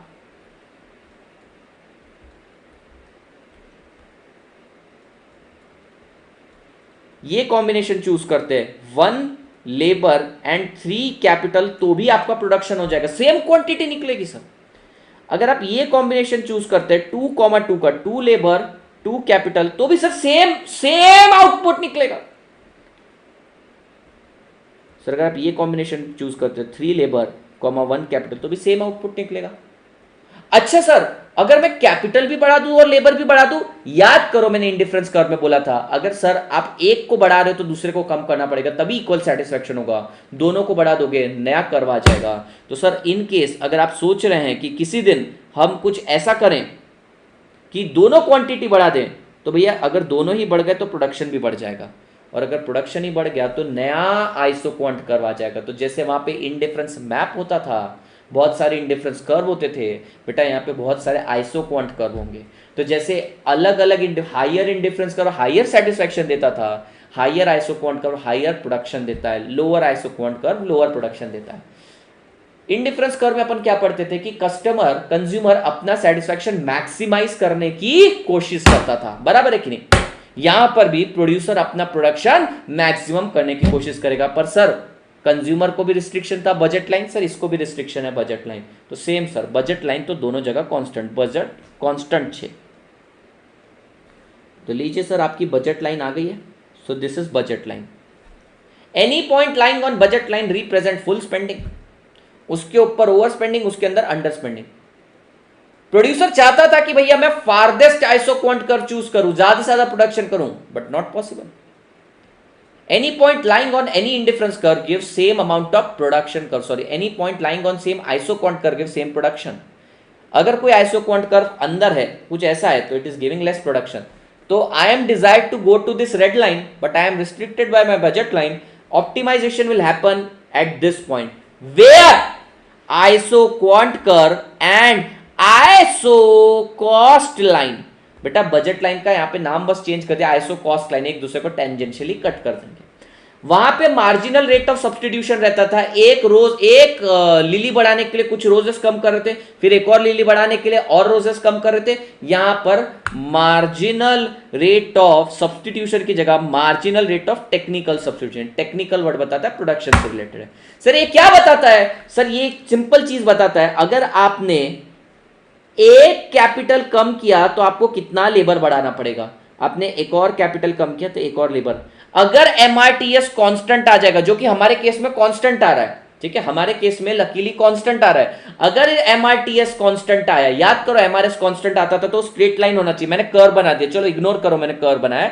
अगर एमआरटीएस कांस्टेंट आया, बेटा एमआरटीएस अगर कांस्टेंट आया तो स्ट्रेट लाइन रहेगा, और अगर मान लो एमआरटीएस डिमिनिशिंग ट्रेंड दिखा रहा है तो वही कर्व, कुछ भी अलग नहीं, ऑप्टिमाइजेशन करके दे भी दिया तुमको।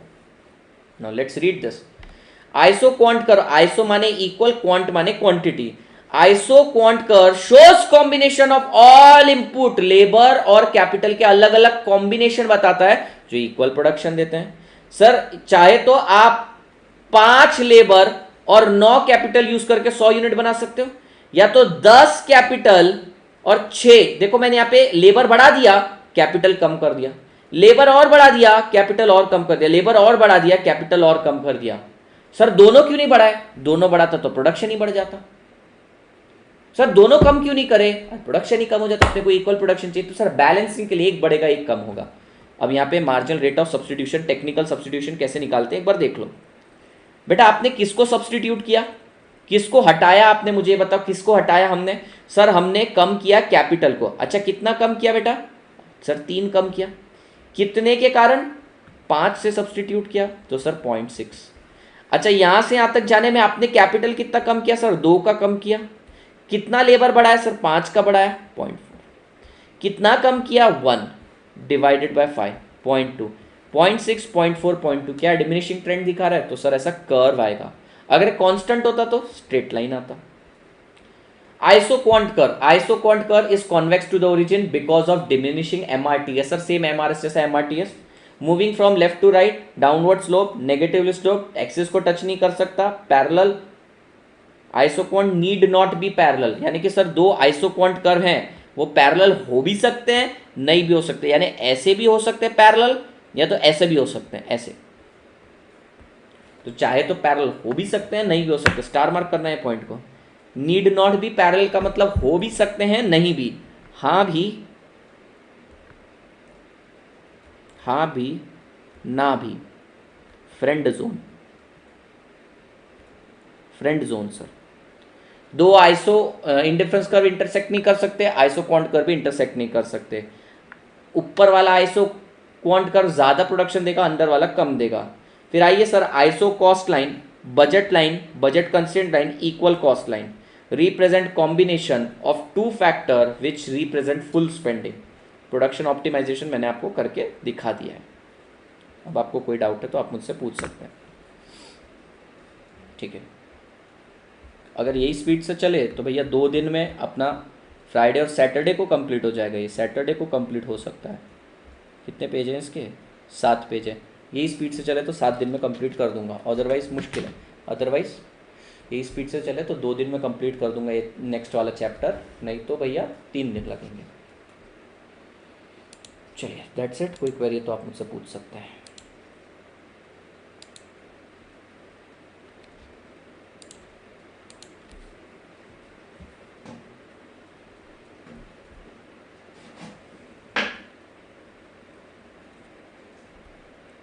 डूब जाऊं तेरी आंखों की ओशन स्लो मोशन।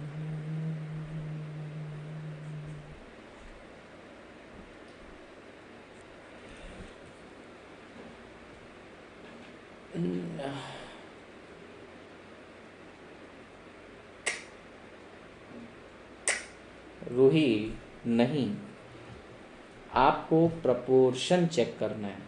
दोनों गिर रहे हैं। अगर input increasing return to scale, भैया कोई भी अपना आउटपुट कम नहीं करेगा लॉन्ग रन में। आपको मैंने एक एग्जाम्पल देकर बताया कि आप इनपुट जिस प्रपोर्शन में चेंज हो रहा है आउटपुट उससे ज़्यादा प्रपोर्शन में चेंज हो रहा है, इसका मतलब सर आप इंक्रीजिंग रिटर्न टू स्केल है। इसका मतलब है अगर आप इनपुट कम करते हो, अभी आपको एक कॉन्सेप्ट ही नहीं पता बेटा, लेवरेज का कॉन्सेप्ट ही नहीं पता आपको। Output increases in all 3 case. Output कोई भी इंक्रीज करेगा। अरे तुम्हारे मॉड्यूल के क्वेश्चन लिए बेटा, तुमको अधूरा नॉलेज है, तुमको अधूरा नॉलेज है। ऐसा जरूरी नहीं है कि आउटपुट हमेशा इंक्रीज होगा। मॉड्यूल के क्वेश्चन दिखा सकता हूं, मैं समझ रहा हूं तुमने कहां से क्वेरी लेकर आया, मेरे को मालूम है, सोर्स मालूम है इस क्वेरी का। नॉट नेसेसरी कि आउटपुट हमेशा इंक्रीज हो। मैं लिख कर देता हूं, मॉड्यूल के अंदर क्वेश्चन है बेटा, जाके झांक के देखो, जाके झांक के देखो। आउटपुट इनपुट डिक्रीज भी कर सकते हैं अपन, इनपुट डिक्रीज भी कर सकते हैं।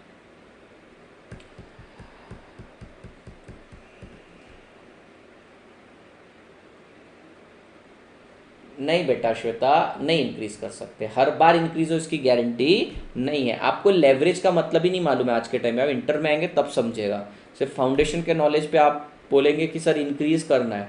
अरे बेटा लॉ का नाम law of increasing return to scale, law of return to scale है बेटा। इसको बोलते हैं लेवरेज, यानी बढ़ता है इनपुट तो आउटपुट से जोर से बढ़ता है, और गिरता भी है तो और जोर से गिरता है। याद रखना मेरे वर्ड, तुमने, मेरे को मालूम है तुमने कहाँ सुना है, वो अधूरा नॉलेज सुना है, मैं तुम्हें पूरा नॉलेज दे रहा हूँ बेटा। ये चीज़ सही है, अगर आपका इनपुट गिर रहा है, ठीक है, आपको इनपुट आउटपुट का प्रपोर्शन चेक करना है। इससे एक सिंपल चीज़ भी इंप्लाई होकर आ गई बेटा, बहुत सिंपल सी चीज़। आपने इनपुट गिरा है, आउटपुट उससे ज़्यादा गिरा, इनपुट बढ़ा है, आउटपुट उससे ज़्यादा बढ़ा। हमें क्या कंपेयर करना है, कितना चेंज इनपुट में और आउटपुट पे कितना चेंज हुआ है। No doubt sir, output increase है, no doubt sir. Isoquant curve is constant, then where is isoquant line? Sir merged हो जाते हैं सर, वो मर्ज हो जाते हैं, वो मर्ज हो जाते हैं। डिपेंड करता है, अगर दोनों का स्लोप कांस्टेंट है तो मर्ज कर जाएंगे सर, दोनों का स्लोप कांस्टेंट है तो मर्ज कर जाएंगे। नहीं तो एक केस ऐसा भी हो सकता है, थियोरटिकली बोल रहा हूँ आपको। This is your budget line बेटा, and this is your isoquant curve. हो सकता है ना ऐसे, हो सकता है वो मर्ज भी हो जाए एक दूसरे से, तो डिपेंड करता है उनका स्लोप क्या है। थैंक यू भाई सर, मिलते हैं 9:30 बजे। कोई डाउट नहीं है तो, किसी को डाउट है तो बस मुझसे पूछे, अदरवाइज मिलते हैं 9:30 बजे। लेक्चर कंप्लीट करना है। आज निधि को बॉम्ब से भी उड़ाएगी उसकी मम्मी, आज निधि को उसकी मम्मी बॉम्ब से उड़ाएगी। सर आइसो क्वांट डिमिनिशिंग हो सकता है और कांस्टेंट हो सकता है, तो मर्ज हो जाता है कभी ऐसी सिचुएशन। हाँ, दोनों का स्लोप कांस्टेंट रहा, let's say this is your budget line and this is your, उसी के ऊपर आइसो क्वांट है, मर्ज भी हो सकते हैं सर। तो फिर कुछ भी करो। मेरे को एक बात बताओ, तो परेशानी क्या है? बजट लाइन पे काम कर रहे हो, फुल स्पेंडिंग है, और आइसो क्वांट पे काम कर रहे, इक्वल प्रोडक्शन है। चाहे ये कॉम्बिनेशन बी चूज कर, चाहे सी चूज कर, कोई भी कॉम्बिनेशन चूज कर, खर्चा भी सेम आ रहा है क्योंकि सेम बजट लाइन पे, प्रोडक्शन भी सेम हो रहा है सर, तो क्या परेशानी? चलिए दैट्स इट। आइसो कॉस्ट को बजट लाइन बोलेंगे, आइसो कॉस्ट को बजट लाइन बोलेंगे। Aadhaar link is important for demat, 5 पैसा पता नहीं। चलिए दैट्स इट, मिलते हैं 9:30 बजे।